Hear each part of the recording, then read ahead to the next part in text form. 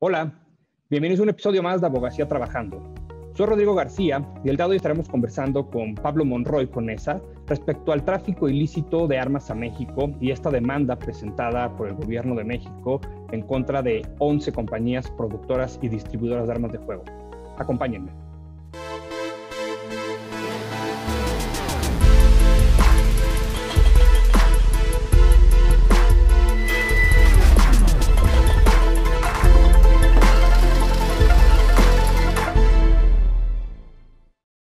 Pablo Monroy Conesa es miembro de carrera del Servicio Exterior Mexicano.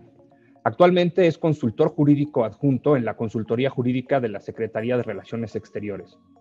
En la Cancillería Mexicana se ha desempeñado como coordinador de asesores del subsecretario para América del Norte, representante alterno para asuntos jurídicos y derechos humanos en la misión permanente de México ante la Organización de los Estados Americanos, director de Política Internacional de Derechos Humanos en la Dirección General de Derechos Humanos y Democracia, y director de Derecho Internacional y de Litigios Internacionales en la Consultoría Jurídica.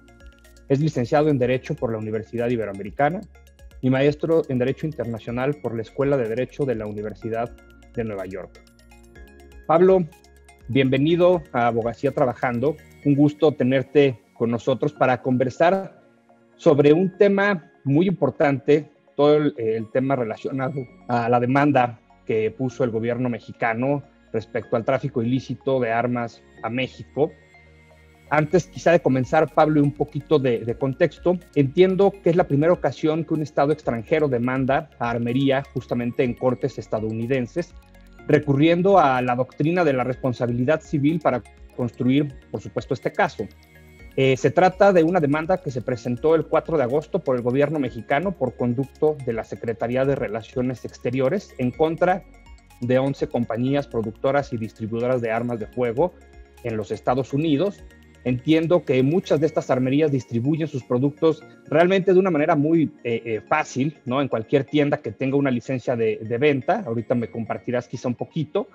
Y entiendo también que es una demanda que ha sido preparada a lo largo de 2 años, por lo menos, por un equipo bastante robusto de la Cancillería, de diferentes despachos, sociedad civil, tanto en México como en Estados Unidos, y que además ha tenido apoyo de fiscales generales de 3 estados y Washington, D.C., quienes recientemente expresaron, insisto, este apoyo a la demanda que presentó el gobierno mexicano. Por supuesto, es un negocio que entiendo se calcula en miles de millones de dólares anualmente, porque pues, todas estas empresas, entiendo además, cuentan con cierta inmunidad contra demandas civiles digamos, de esta naturaleza. ¿Correcto? Eso ahorita me lo platicarás también un poquito más adelante. Así que sin más y para cederte la palabra, Pablo, te preguntaría entonces, ¿en qué contexto se inscribe este litigio? ¿Qué fue lo que detonó realmente el dar este paso? Bueno, primero, muchísimas gracias, Rodrigo. Gracias a la Barra Mexicana de Abogados por esta invitación para tener una conversación sobre esta acción inédita en contra del comercio irresponsable de armas. Es, como bien lo dices, la primera vez que un gobierno demanda a empresas productoras y distribuidoras de armas en Estados Unidos por su negligencia, por su ilicitud en sus prácticas comerciales. Y lo cual propicia activamente el tráfico ilícito de estas armas a México, causando la violencia que conocemos. Bien, Rodrigo, para hablar un poco del contexto, pues precisamente sabemos todos que la violencia con armas de fuego en México es un problema grave. Para darte algunos datos y poder dimensionar esto, estamos hablando que en 1997 el 15% de los homicidios dolosos se cometían con armas de fuego, mientras que en 2021 estamos hablando de 70% de los homicidios dolosos cometidos con armas de fuego. Entonces, para el gobierno de México es una prioridad, la más alta prioridad, abatir la violencia en México y, por supuesto, abatir la violencia con armas de fuego. Así que, hemos desplegado una estrategia, tanto al interior del país, como parte de nuestra política exterior para lograr combatir el tráfico ilícito de armas que llega a nuestro país. ¿Y por qué? Si bien tenemos estos índices altos de violencia con armas de fuego, somos un país que restringe tremendamente la venta de armas a particulares. Existe solo una tienda, ¿no? Que es operada por la Secretaría de la Defensa Nacional para adquirir armas legalmente en México. Y por supuesto que los particulares únicamente pueden adquirir armas de bajo calibre o armas totalmente dedicadas bueno, armas para propósitos deportivos, ¿no? Entonces, ¿cómo un país que restringe y limita tanto la venta de armas tiene índices tan altos de violencia con armas de fuego? Pues la respuesta es muy sencilla, ¿no? Todas estas armas ingresan de manera ilegal al país. Y sin duda, la principal fuente de estas armas ilegales es Estados Unidos, que como sabemos tiene leyes, bueno, desde la Constitución estadounidense está permitida la posesión y el comercio de armas para ciudadanos. Y si bien en algunos momentos hubo leyes que restringían armas de alto calibre, estas leyes ya no siguen vigentes. Ahora, ¿qué fue lo que detonó, ¿no? O sea, tenemos este problema en el que México restringe mucho, llegan las armas de fuego desde Estados Unidos y llegan en grandes cantidades. Otro dato, estimamos que más de 500,000 de armas traficadas a México provienen de Estados Unidos cada año, ¿no? Entonces, bueno, tenemos esta situación, pero lo que verdaderamente detonó este litigio, esta demanda, fue el ataque que ocurrió en El Paso, Texas, el 3 de agosto de 2019. Una mañana, un sujeto de 19 años ingresó a una tienda comercial, a un supermercado en El Paso, armado con un rifle de asalto, estilo cuerno de chivo, y durante 10 minutos disparó en contra de personas mexicanas, o quien él percibía que eran mexicanas y de origen hispano. Tras esa masacre murieron 23 personas y otras tantas resultaron gravemente heridas. En ese momento, con la encomienda del presidente, el canciller Ebrard nos instruyó a la consultoría jurídica de la Cancillería a que exploráramos todas las acciones legales disponibles, tanto para atender ese incidente, ¿no? Reparar a las víctimas, que se sancionaran a los responsables, pero también para evitar que un incidente similar ocurriera de nuevo, claro. ¿No? Entonces, pues nos dimos a la tarea de analizar todas estas acciones que podrían tener las víctimas mismas con asistencia del Estado mexicano o el Estado mexicano. Y mientras iniciamos esa investigación, mientras estábamos en esa investigación y fuimos conociendo a muchos especialistas, otros abogados, miembros de sociedad civil en Estados Unidos, pues también, ¿no?, nos vamos dando cuenta que, bueno, nos queda todavía más claro que la disponibilidad indiscriminada de armas en ese país y la facilidad con la que estas armas caen en manos equivocadas, caen en manos de delincuentes, pues estábamos en ello cuando suceden distintos incidentes con armas de fuego, incidentes muy graves que pues, impactan fuertemente a comunidades, dejan muchísimas muertes, heridos. Me estoy refiriendo a Culiacán en 2019, también a este ataque a la familia Levarón en Bavispe, Sonora, en 2019. Otro incidente ya en 2020 en la Ciudad de México en contra del secretario de Seguridad Pública en Las Lomas, en el que también todos estos incidentes tienen los mismos ingredientes. Vemos armas con un alto poder de fuego en manos que no se venden en México, ¿no?, cuya venta está restringida a particulares, en manos de delincuentes. Y así vamos, pues, jalando más ese hilo, ¿no? Tenemos información de que el atacante en El Paso adquirió ese rifle de asalto por internet, usando una tarjeta de crédito que no era suya y le fue entregada sin haberle practicado ¿no?, una revisión de sus antecedentes, ¿no? Entonces, vamos encontrando distintos precedentes en Estados Unidos y así es que vamos pues, apuntando un poco la mira más alta. Por supuesto, había que atender el incidente puntual que había ocurrido en El Paso, pero también ya pensábamos en acciones legales para detener este río de acero, este flujo tan grande de armas desde Estados Unidos hacia México. Y si quieres, ahora te platico un poco de la teoría del caso, Pero Sí, justo y antes quizá de que me platiques la teoría del caso, Pablo, te iba a preguntar, porque en el ejemplo concreto que das del Paso, o sea, entiendo que la demanda además no es realmente contra las tiendas, por ejemplo, que están en la frontera, que sencillamente podrían cerrar y cambiarse de lugar probablemente. O sea, la intención es más bien ir como al fondo de todo este problema de las armas, ¿correcto? Y en este sentido, entonces, como bien lo comentabas, ¿cuál sería o cuál es la teoría legal del caso justamente?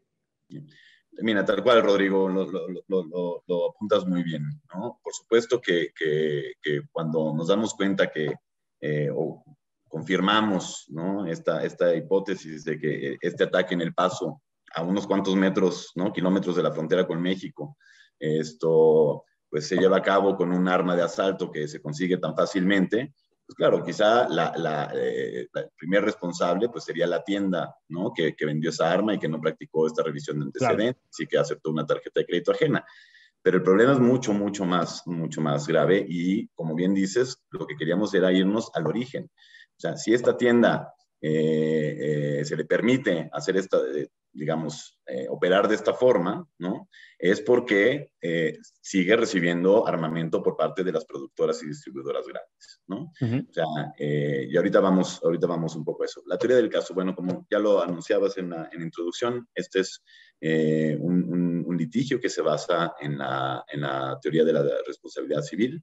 En Estados Unidos es el tort law, que como sabemos, pero lo explicamos aquí, nos dice que cuando una persona de manera intencional o negligente, es decir, si no ejerció el debido cuidado, si no ejerció debida diligencia, causa un daño a otra persona o a otras personas, está obligado a reparar. ¿No? Esa persona está obligada a reparar ese daño y si Daño. sus conductas persisten, está obligada también a cesar esas conductas, ¿no?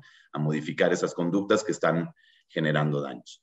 Bien, pues es precisamente eso lo que demanda el gobierno de México. En eso se basa el reclamo del gobierno de México. Lo que decimos es, y esto después, como ya también lo apuntabas, luego de 2 años de investigación, de revisión de otros litigios muy similares en Estados Unidos, bueno, en fin, doctrina, de consultas con expertos, con especialistas. Lo que encontramos es que estas compañías a las que demandamos incurren regularmente en políticas y prácticas comerciales ilícitas y negligentes. Y ahorita voy a poner algunos ejemplos. Y estas prácticas ilícitas y negligentes facilitan tremendamente que estas armas de fuego, y sobre todo armas, ya lo decimos, de alto calibre, estamos hablando incluso de rifles Barrett, calibre 50, estos son conocidos como rifles antimateria, son los que son capaces de derribar aeronaves, helicópteros, transporte terrestre. Bueno, entonces, por estas prácticas, por esta forma irresponsable de comerciar por parte de las compañías productoras y distribuidoras, las armas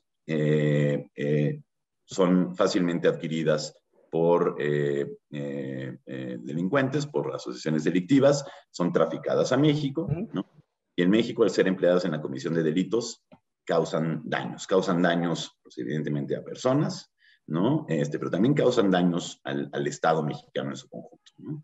Claro. Daños directos e indirectos, pueden ser directos, muertes, lesiones, daño a equipo y a infraestructura de seguridad del Estado, pero también daños indirectos, ¿no? O sea, las situaciones de violencia pues también frenan el desarrollo del país, frenan el desarrollo de comunidades. Son causantes de pérdida de ingresos por conceptos de turismo y de comercio, ¿no? Entonces, los daños de los que estamos hablando no son Sí, menores. menores, sí, no, definitivo. Entonces, bueno, pues vemos ahí la doctrina de la responsabilidad civil. Ahora, ¿qué prácticas y qué políticas de qué prácticas y de qué políticas estamos hablando? Ilícitas y negligentes. Voy a poner 3 ejemplos, pero son muchísimos y con gusto también podemos facilitar material, información para que tu público conozca más de esto. Pero voy a poner 3 ejemplos. Estas prácticas y estas políticas las identificamos tanto en la producción, en el diseño y producción de las armas, en la distribución y en la venta y en la publicidad, ¿no? Entonces, 3 ejemplos. El primero es, por más que se les ha dicho, el gobierno de Estados Unidos se los ha pedido, ¿no? de manera reiterada y especialistas en todo el mundo, las productoras de armas no incluyen dispositivos de seguridad en sus productos, dispositivos que garanticen que solo la persona que adquiere el arma, ¿no? Legalmente y que cumple con todos los requisitos para adquirir el arma, sea la única que pueda operarla. La tecnología existe, ¿no? Podrían, mediante huellas dactilares u otros códigos, impedir que personas distintas al comprador legal utilice el arma. Sí, que fuera más rastreable. Exactamente, ¿no? Tampoco incluyen, como bien dices, dispositivos de trazabilidad, de rastreo, ¿no? Entonces es muy difícil cuando un arma termina en una escena del delito poder rastrear cuál es la ruta que siguió esa arma, ¿no? La ruta del tráfico, ¿no? Entonces tenemos eso. En cuanto a la distribución y venta, ya lo mencionabas, la política que tienen estas compañías es venderle o distribuir sus armas a cualquier tienda que tenga una licencia para operar en Estados Unidos, que tenga una licencia para venta de armas en Estados Unidos. No importando, ¿no? Eso no les quita el sueño, si esa tienda está o ha sido investigada por coludirse con traficantes, o incluso si ha sido sancionada y multada por coludirse con traficantes. Entonces, ya tenemos aquí también un elemento de conocimiento. Las empresas productoras saben que hay muchas vendedoras finales, ¿no? Vendedoras al público, que tienen banderas amarillas, ¿no? O rojas, por haberse coludido con traficantes de armamento hacia México. Y aún así les siguen distribuyendo sus productos, ¿no? Y nos vamos ahora a otro ejemplo que ha sido muy comentado en medios, la publicidad, ¿no? Por ejemplo, una de estas compañías, ¿no? Para poner un ejemplo muy concreto, producen armas que están diseñadas de tal forma que son muy atractivas para el mercado delictivo mexicano. Existe un modelo de la marca Colt, que es una de las empresas demandadas, totalmente bañada en oro, ¿no? Cuyo nombre es El Jefe, ¿no? Con una cacha de concha nácar, ¿no? Existe otra que tiene una frase de Emiliano Zapata que dice: más vale morir de pie que morir agachado, ¿no? Entonces, son productos, ¿no? Que están, o sea, en su mercadotecnia, las empresas utilizan la mercadotecnia para atraer a ese mercado. ¿Y por qué? Ya también lo dijiste, porque es un negocio billonario. Y gran parte de ese negocio proviene del mercado negro mexicano, del mercado ilícito. Entonces, son 3 ejemplos, pero son muchísimos más, ¿no? De prácticas y políticas negligentes e ilícitas, mediante las cuales estas empresas están facilitando que las armas lleguen a México y generen la violencia que conocemos. Sí, lamentablemente. ¿Y cuáles, Pablo, son sus objetivos? Pues mira, Rodrigo, digamos, hablando del litigio como tal, tenemos 2 objetivos muy concretos. Por supuesto, como toda demanda bajo la doctrina de la responsabilidad civil, ahí se solicita a la Corte que ordene a las demandadas a entregar una compensación económica, ¿no? Por los daños que ha sufrido el Estado mexicano en su conjunto, ¿no? Este es el lenguaje en el que hablan estas empresas y es muy importante que una demanda de este tipo tenga ese componente.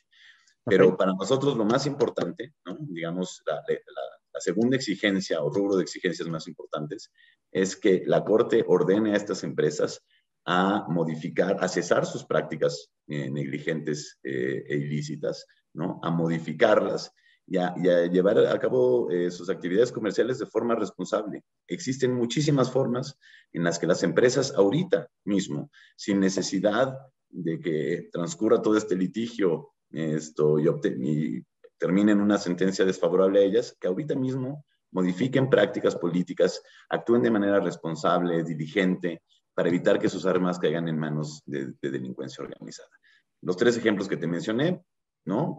Podríamos desde ya, los podrían poner en práctica, podrían también dejar de venderle armas a aquellas tiendas que también llevan a cabo estas prácticas de ventas múltiples, es decir, en un día le venden 15 rifles de asalto a una persona, 3 días después le venden otros 15 rifles de asalto y así sucesivamente, ¿no?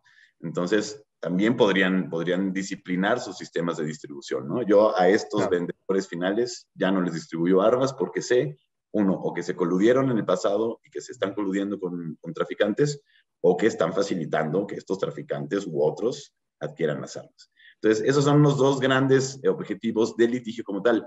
Pero también, y lo tengo que mencionar, como todo litigio estratégico, la intención es también visibilizar este fenómeno, ¿no? Visibilizar esta responsabilidad que tiene el sector privado en Estados Unidos, la industria de armas, en la violencia que se genera en México, pero también en Centroamérica, por supuesto que también en Estados Unidos, ¿no? Claro. Quizá nos faltaba hablar de cuál era el rol que tienen estas empresas en situaciones de violencia. Siempre hablamos de qué es lo que pueden hacer los gobiernos, qué es lo que pueden hacer los consumidores, ¿no? Pero nunca hablamos de qué es lo que hacen las empresas que producen y venden armas. ¿Y en qué etapa realmente se encuentra ahorita, Pablo, este litigio? ¿Y qué es lo que sigue en cuanto a etapas procesales, fechas?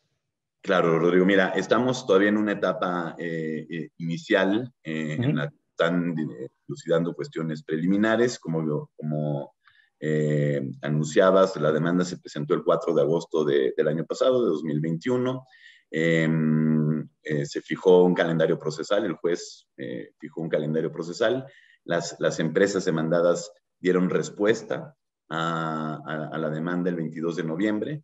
Y como parte de su respuesta presentaron mociones de desechamiento, motions to dismiss, como lo hacen en todos estos litigios, era algo que esperábamos, y utilizan los mismos argumentos que ya conocemos, ¿no? Pues yo no tengo aquí vela en el entierro, yo solo vendo armas, esa es mi única actividad.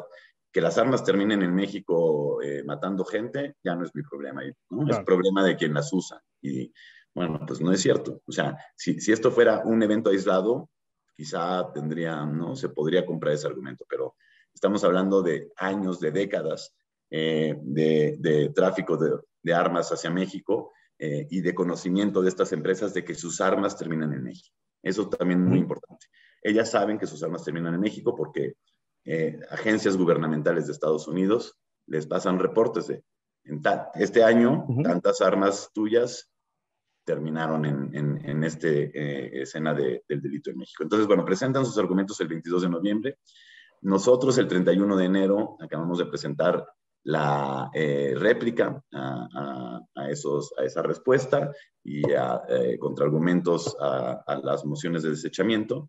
Y como lo decías, y esto es muy importante y la verdad nos ha sido muy satisfactorio, en acompañamiento a esta réplica del Gobierno de México, se sumaron muchos actores en Estados Unidos, en México y en el resto del mundo para apoyar la posición mexicana, mediante escritos de amicus curiae, de amigos de la Corte, ¿no? Esta figura que permite que un tercero ajeno a la controversia pueda aportar elementos jurídicos o fácticos en apoyo de alguna de las partes. Bueno, pues en efecto 14 procuradores generales de estados, bueno, de 3 estados y del Distrito de Columbia, presentan un escrito de este tipo apoyando la demanda y pidiéndole al juez que continúe el litigio.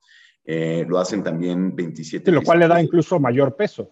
Totalmente, ¿no? O sea, creemos que es una forma, es un espaldarazo a la legitimidad y a la pertinencia de esta causa, porque son muy conscientes los procuradores generales. Estamos hablando de estados como Massachusetts, que es donde presentamos la demanda, Nueva York, California, Illinois, ¿no? Entonces son estados de peso. Estados importantes. Y están totalmente conscientes de que por esa misma negligencia e ilicitud de las empresas, también sus comunidades sufren de violencia con armas de fuego, ¿no? También hay muertes, también hay lesiones, también hay afectaciones al Estado de la Unión Americana del que estamos hablando. Entonces, importantísimo. Y también se suman 27 fiscales de distrito, de ciudades en Estados Unidos, ¿no? Liderados por el fiscal de distrito de San Francisco.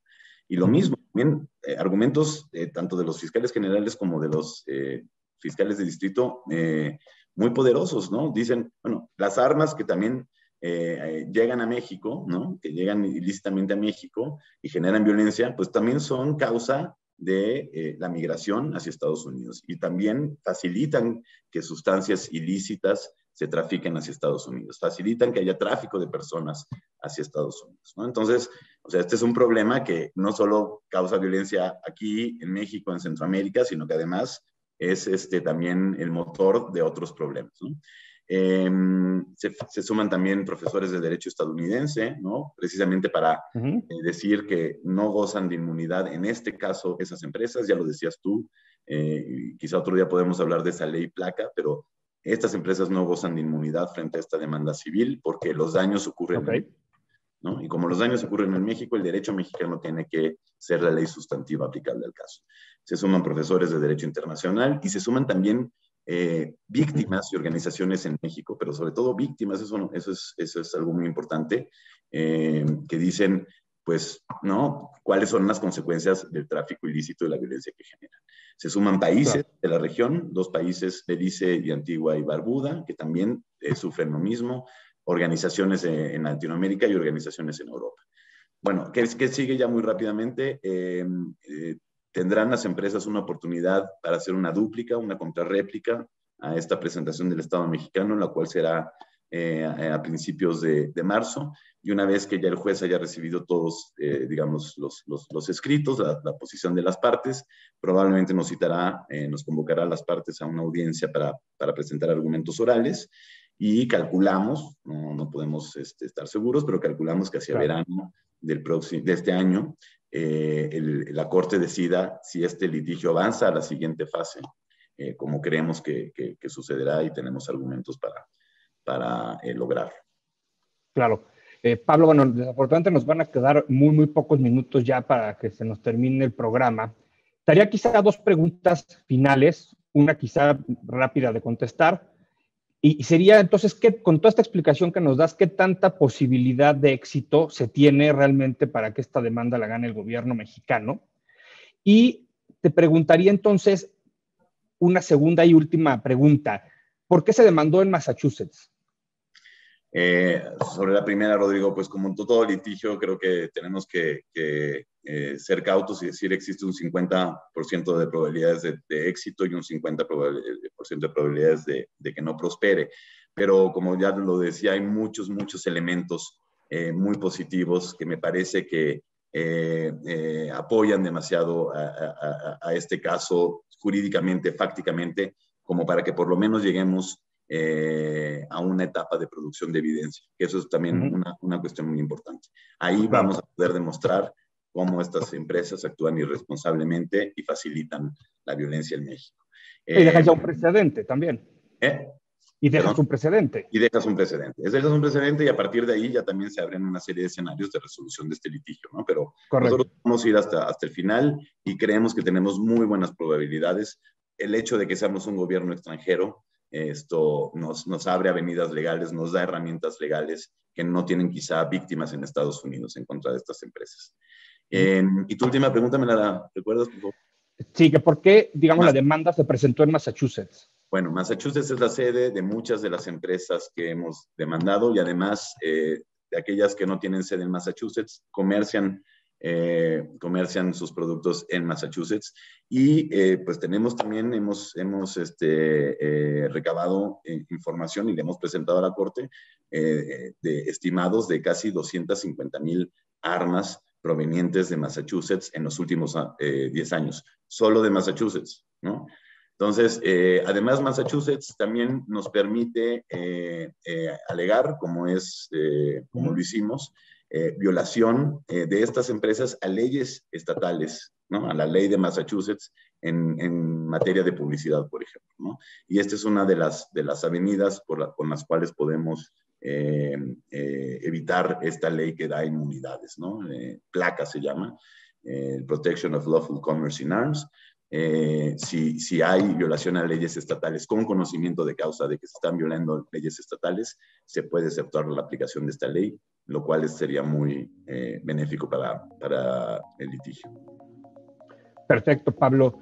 Pues nuevamente agradecerte el haber estado con nosotros en Abogacía Trabajando. Yo creo que sea cual sea el resultado, tendrá definitivamente un impacto, se está creando un precedente y es un paso importante que finalmente da un gobierno, ¿no?, en contra de las armerías en Estados Unidos.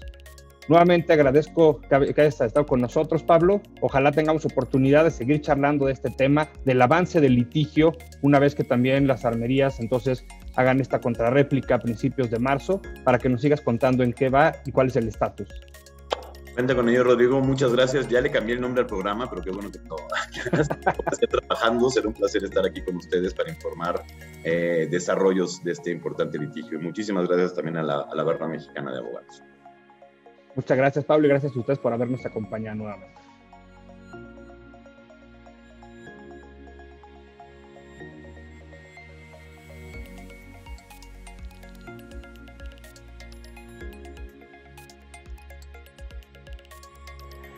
Muchas gracias por habernos acompañado nuevamente en este episodio. Un tema para nosotros quizá novedoso y en general, al ser el primer país que da este paso en cuanto a una demanda en contra de 11 empresas de la armería. Sin duda un litigio estratégico que busca que se garantice el comercio y la utilización responsable de las armas. Los espero en el siguiente episodio de Abogacía Trabajando.